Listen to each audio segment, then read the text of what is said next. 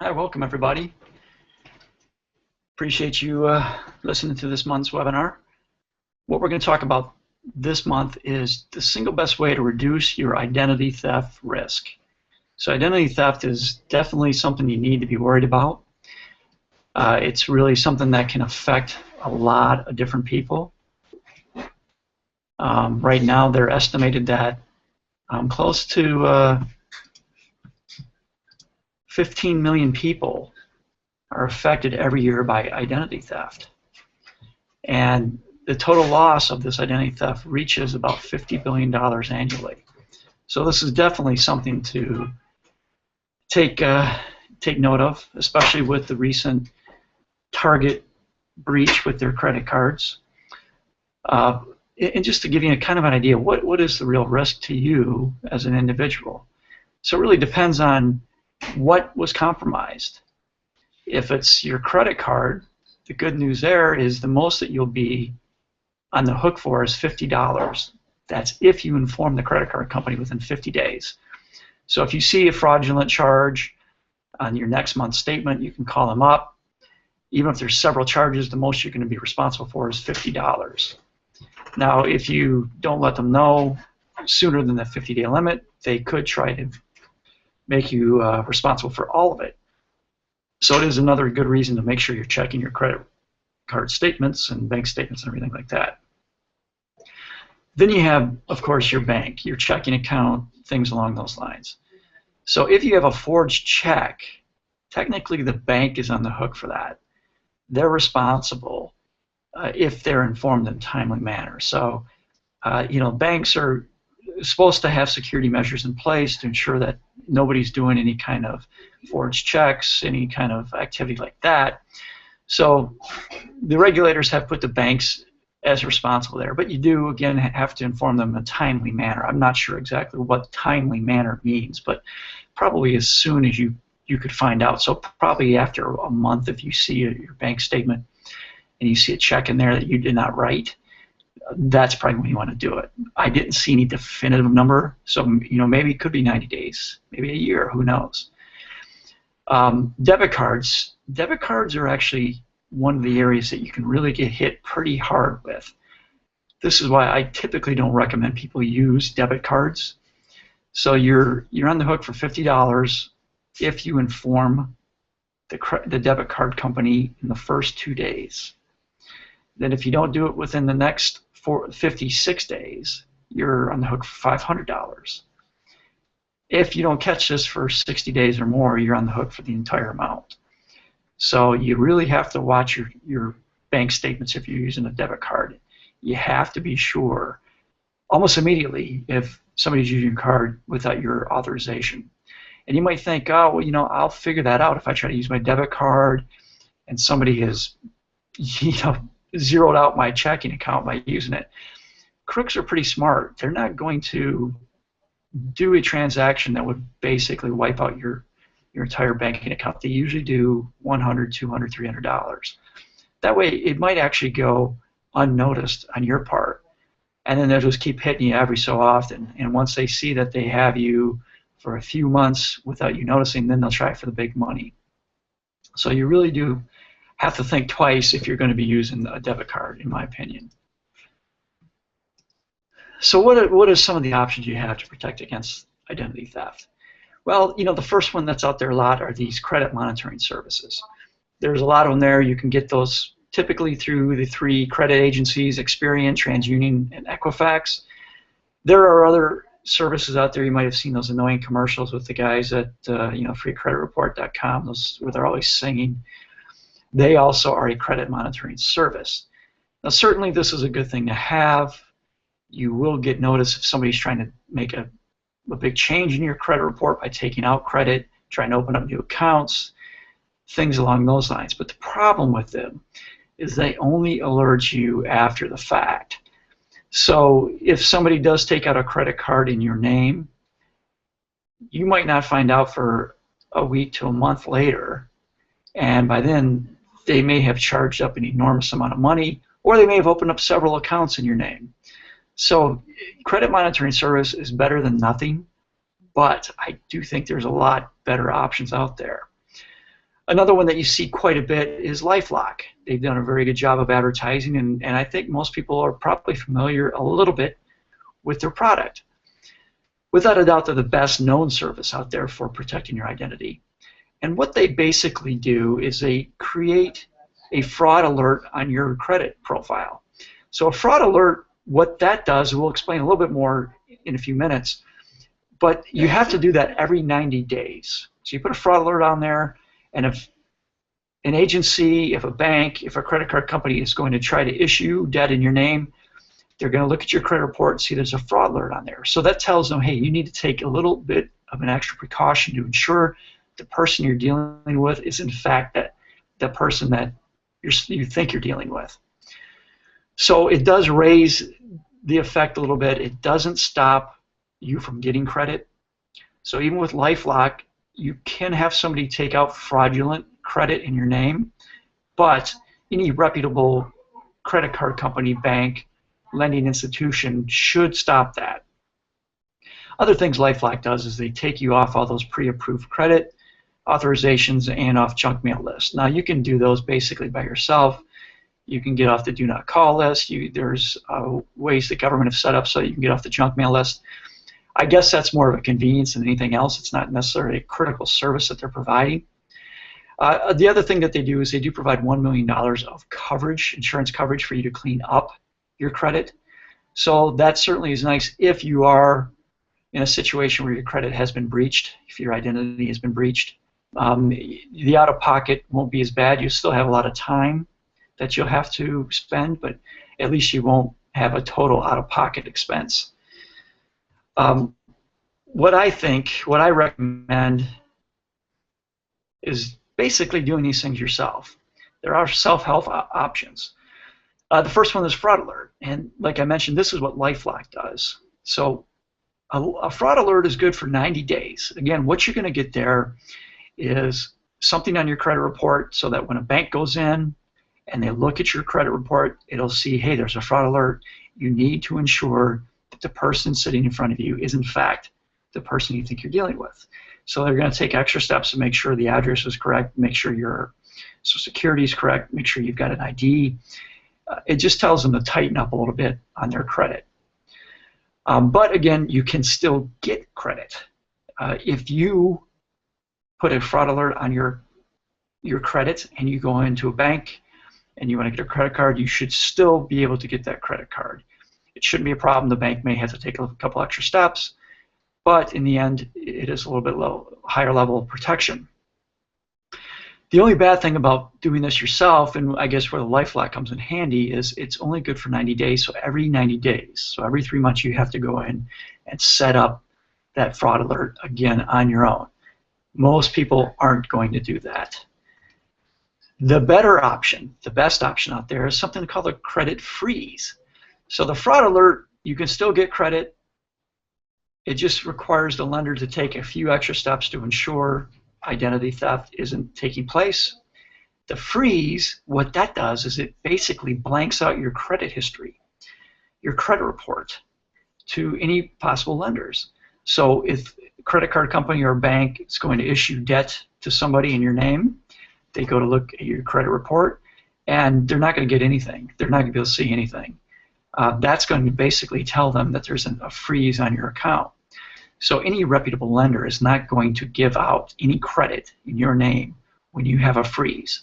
Now the bad thing is they may not give it to you either. That's the thing. So the fact that they can't access your credit report is also going to freeze you out of getting any new credit.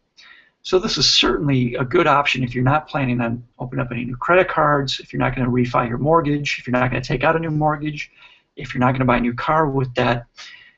Hey, this is a great thing to do because it's essentially going to protect your identity from having any kind of credit cards or fraudulent bank accounts opened in your name. Now, the other beautiful thing about this is you can do this online. You go to the 3 credit agencies. Again, that's Equifax, TransUnion, and Experian. You can Google them to get their information, but you go right onto their site, and you can put the freeze on right there online, or if you don't feel comfortable doing it online, you can send them a letter. And they've got the procedure online how to send them a letter. If you want, you can contact me, and I can get you a copy of a letter that I use for clients. There is a cost to doing this, though. Each state will dictate what the cost is, and typically you're going to find it's going to cost you between $5 or $10 for each agency, so that's $15 to $30 when you do a freeze or when you try to unfreeze your credit. So there is a cost both coming in and going out of the freeze. So that is a little bit of a pain, but again, this is probably your best option to protect your identity. So I think it's well worth the money. You can get a freeze for free if you can provide a police report. So if you go to the cops and file a report that your identity's been stolen, that somebody's taken credit cards, they've taken your social security number, they've hacked into your checking account. If you get an official police report, you can give that to the credit agencies, and they will do a freeze for free for you. Hopefully you won't have to do that. It's much better off having to pay that $5 or $10 than having to actually have some identity theft to get a free credit freeze. So what happens if you do find out that there's been fraud that's happened on one of your accounts? First thing is obviously alert the institution. You know, as we talked about a few minutes ago, you do have timelines for your credit cards, your debit cards, and for checking. So as soon as you know about something like this, alert the institution. Let them know, hey, I've been compromised. You also want to make it official so that they know that you have contacted them. So you may want to send a certified letter with a return receipt, or if you do deal with somebody over email, you want to ensure that they confirm confirmation to receiving the email. All this does is it protects you in case the bank or credit card company tries to say they did not alert us in a timely manner. You can say, oh, yes, I did. You obviously want to close all affected accounts. If your checking account's been compromised, get a new account. Same with your debit or credit cards. Just get a new one, get a new card. It's much easier to do that. Issue any stop payments on checks. So if you find that your credit, if you find that you have a check that's been compromised, you may have to cancel some other checks that you've previously written, but that's certainly something that's worth doing just to make sure that you're protecting yourself. And then again, you want to place a fraud alert or a freeze on your credit. That's the best thing you can do. That's going to stop the person or people who stole your debit, credit, or bank account information. It's going to stop them from getting more credit in your name. That's critical. You may even want to file a police report. Again, what the police report's going to do, it will allow you to get a freeze for free on your credit. But the other thing is it legitimizes your complaint. So again, if the financial institution you're working with tries to say we weren't alerted, this isn't legitimate, you can say, hey, I've got a police report here showing that, yeah, I did do this. And you're going to want to make sure you keep a detailed log for at least 7 years. That's kind of the period that they can go back and rectify things. So you want to keep a running log of everything you've done to clean up your credit. Some other things you can do, some preventative measures to ensure that you don't get into a situation where your credit has been compromised. The first thing is get electronic statements. You don't want statements coming to your house. Bank statements, credit card statements, brokerage statements. When are they going to come? The beginning of the month. Basically, anybody who wants to steal this information from you knows the first week of the month is when these statements are coming. So it wouldn't take much effort on their part to see the postal employee go past your house for them to walk up and start taking your mail. So, you know, I know a lot of people don't like electronic statements, but they are much more secure than the mail. The beauty of it is you control when you can get it, you control where you store it, things along those lines. And the problem, you know, a lot of people say, oh, well, you know, if somebody hacks into my bank and they see my statements, then, well, hey, guess what? If they hacked in your bank, they've got all the information that they want. Your electronic statements are just a small measure of what they're taking. Another thing you can do, shred. I don't know if I mentioned it, but you need to shred. Any kind of document with an account number, with any personal information such as social security number, your address, shred it. Just shred it. All those pre-approved credit card offers, shred them. Just, you know, I know it's a pain, but the more you shred, the less chance you have of identity theft. Shred. Another thing you need to do is you need to check your credit report on a consistent basis. Now, what the government had set up a few years back is you have a right to get a report from each of the 3 credit bureaus every year. So a lot of people, what they do is they go to the website annualcreditreport.com and they get the report for the year from all 3. Well, what I recommend you do is you go in the start of the year, or now if you're just starting this, and you do one report. So maybe you start off, I do it alphabetically. So you could start off with Equifax, and then 4 months later you can go in and you can do Experian, and then 4 months later you can go do TransUnion. So every 4 months I'm going in and getting a free credit report. It gives me the opportunity to ensure that there isn't any new credit being taken out of my name, and it doesn't cost me a penny. I don't have to have these credit monitoring services that typically charge $99 a year.